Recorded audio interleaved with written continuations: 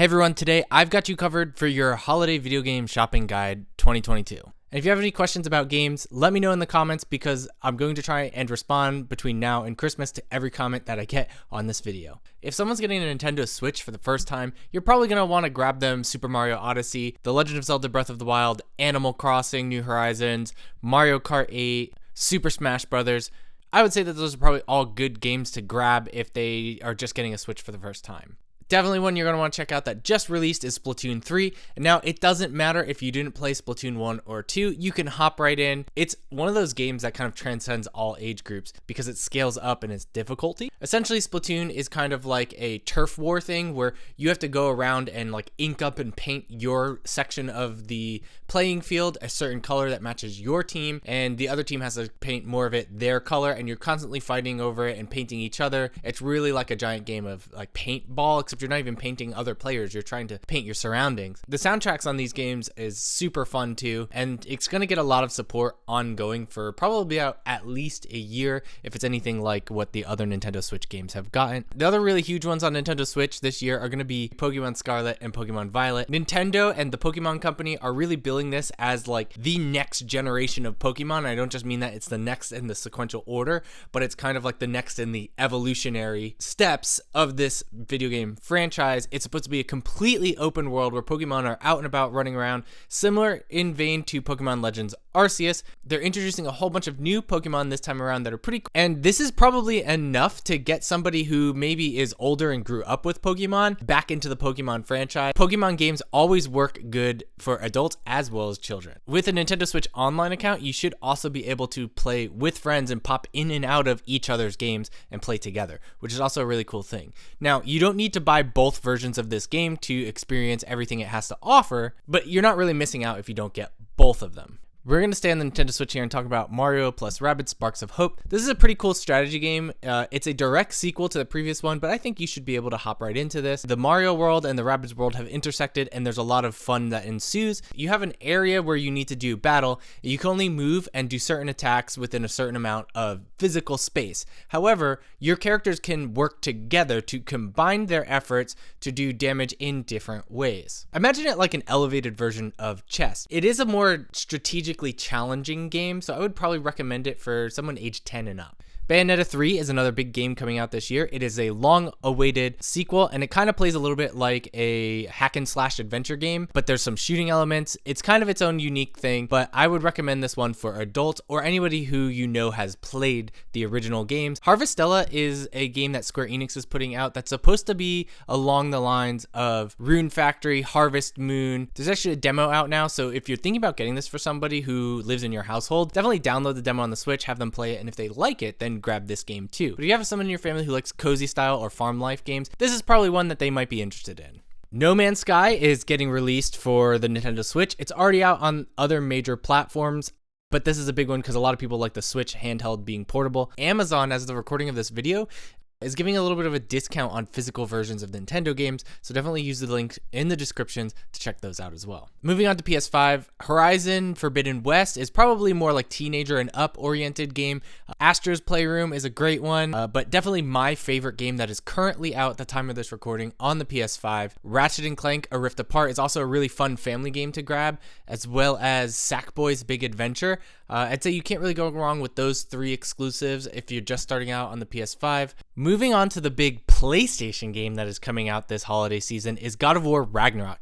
I am so excited for this game. The reboot of God of War came out, I think, in 2018 already. But if someone didn't play the original one, you definitely want to grab them the original one and this one. This is an action-based game. It's fairly violent, so I would definitely recommend it for an older audience. The fighting mechanics, the gameplay loop, the storytelling was all amazing in the first one, and I expect it to be on par with that this time around based on what I've seen. I'll link to a bunch of these down in the description so you can just click to shop right through there. For Xbox, there's a few less exclusives, so something that's kind of like, hey, don't miss this is Forza and Halo. Those are probably the two big games on an Xbox I would say don't miss if it's somebody's first time grabbing that. There's nothing really huge or exclusive to Xbox that is like, hey, this big pop culture phenomenon that's happening this time around. But you cannot go wrong on the Xbox if you buy somebody Games Pass. Games Pass is a monthly subscription that you can pay for a month at a time, and I think you can pay for it a year at a time. But essentially, Games Pass gives you access to a bunch of games that you can just play for a certain amount of time. So think of it like the Netflix or Disney Plus,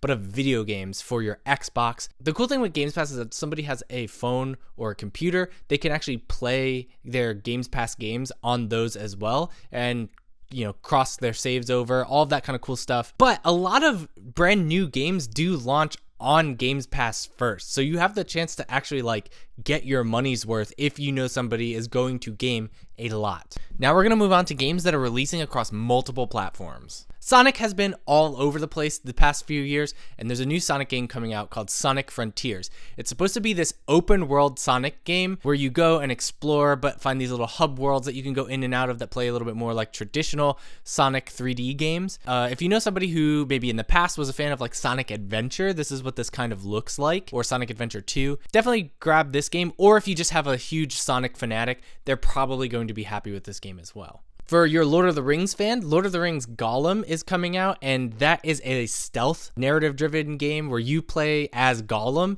and I'm not sure the timeline or where this takes place or if it even is canon, but it's a stealth-based game. It's not an action and fighting-based game as far as I can tell from what we've been shown in the previews. Another huge game that is launching across all of the platforms that has a lot of hype about it is Marvel's Midnight Suns. Now, we don't know too much about this game because they've been intentionally vague, and I think they want to surprise people and not give too much away. But if you have a Marvel fan in the house, this is definitely a good pickup for them. It's supposed to play a little bit more like XCOM, which is kind of like an intense tactic strategy game where you're like juggling multiple characters doing things at one time instead of choosing one individual to play as. I'm intentionally going into this one blind because I want to be surprised when I play it. Gotham Knights got delayed and is finally releasing this holiday season.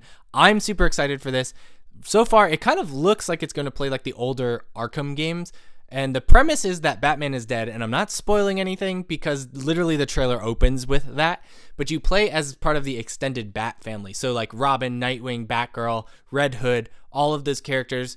If you have a Batman fan or just a general comic fan in the house or someone who just likes action games, this is probably for them.